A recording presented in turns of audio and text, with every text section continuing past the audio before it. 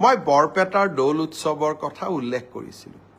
দৌলত যাওঁতে এগৰাকী কণমানি ভাগিনে মোক হাতত ধৰি কৈছিলে যে মামা, এইবাৰ সমাজ অধ্যয়নৰ মেট্ৰিকৰ পেপাৰখন খুব টান হৈছে, মোক 10 নম্বৰ এক্সট্ৰা কৰি দিব লাগিব। নগাঁৱলৈকে যাওঁতে 16 তাৰিখে নগাঁৱত গৈছিলোঁ, তাতো এগৰাকী ভাগিনে এনেকেই কথা ক'লে, আৰু বৰদোৱাতো আন এগৰাকী ভাগিনে একেই কথা ক'লে যে সমাজ অধ্যয়নৰ পেপাৰখন এইবাৰ মেট্ৰিকত খুব টান হৈছিলে। মই প্ৰত্যেকটো কথাই চিৰিয়াছলি লওঁ। গুৱাহাটীত আহি সেবাৰ চেয়াৰমেনক মই সুধিলোঁ যে সমাজ অধ্যয়নৰ পেপাৰখন সঁচাই টান হৈছিল নেকি। সেবাৰ অধ্যক্ষ ডাঙৰীয়াই মোক ক'লে যে প্ৰশ্নখনৰ পেটাৰ্ণ বদলিছে। যোৱা বছৰো প্ৰশ্নখনৰ পেটাৰ্ণ বদলোৱা হৈছিল আৰু এইবাৰো পেটাৰ্ণটো বদলোৱা হৈছে যাতে ছাত্ৰ ছাত্ৰীসকলৰ জেনেৰেল নলেজৰ পৰীক্ষা সেবাই ল'ব পাৰে। ব্যৱস্থাটো আদৰণীয়, কিন্তু যদি মোৰ ভাগিনবিলাকে আকৌ মেট্ৰিকত ফেইল কৰি যায় তেতিয়াহ'লে কেনেকৈ হ'ব? সেইটোতো হ'ব নোৱাৰে।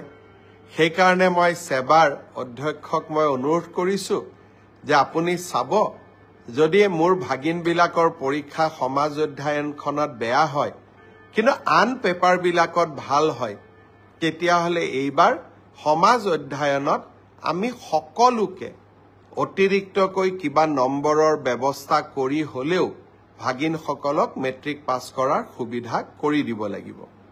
তেখেতে মোৰ অনুৰোধক বিবেচনা কৰিম বুলি প্ৰতিশ্ৰুতি দিছে, আৰু সেয়েহে ময়ো ভাগিনসকলক ক'ব খুজিছোঁ যে সমাজ অধ্যয়নৰ কাৰণে আমি আৰু চিন্তা কৰিব নালাগে, সকলোৱে মিলি চেষ্টা কৰিব যাতে আমাৰ পৰীক্ষাটো আমি ভবাৰ দৰে নহ'লেও আমি যাতে কিছু হ'লেও অতিৰিক্ত নম্বৰৰ সুবিধা লাভ কৰিব পাৰোঁ।